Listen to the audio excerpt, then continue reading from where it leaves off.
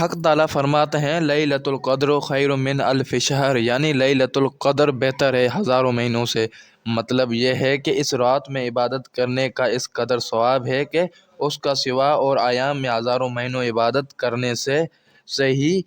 بھی اس قدر ثواب نہیں میسر ہو سکتا جتنا ثواب اس کی ایک رات عبادت کرنے میں مل جاتا ہے۔ اس کا آیت کا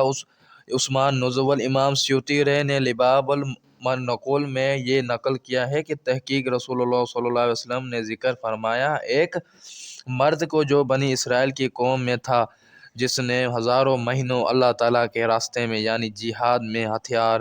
لگائے تھے، پس تعجب کیا مسلمانوں نے اس بات سے اور افسوس کیا کہ ہم کو یہ نعت کس طرح میسر ہو سکتی ہے، سو نازل فرمایا اللہ تعالیٰ نے یہ آیتیں، انا انزلناہ فی لیلۃ القدر وما ادراک ما لیلۃ القدر لیلۃ القدر خیر من الف شہر، یعنی یہ شب قدر بہتر ہے ان ہزاروں مہینوں سے جن میں اس مرد نے اللہ تعالیٰ کے راستے میں ہتھیار لگائے تھے، یعنی جہاد کیا تھا۔ اور دوسرے روایت میں یہ ہے کہ بنی اسرائیل میں ایک مرد تھا جو رات کو عبادت کرتا تھا، صبح تک پھر جہاد کرتا تھا، یعنی لڑتا تھا دشمنوں دین سے، دن میں شام تک، سو عمل کیا اس نے ہزاروں مہینوں یہی عمل کہ رات کو عبادت کرتا تھا اور دن کو جہاد کرتا تھا۔ پس نازل فرمایا اللہ تعالیٰ نے آیت لیلۃ القدر خیر من الف شہر، یعنی یہ شب قدر بہتر ہے ان ہزاروں مہینوں سے جن میں اس مرد نے عبادت و جہاد کیا تھا، یہ رات بہتر ہے۔ اور اس بھائیوں اور بہنوں اس مبارک رات کی قدر کرو،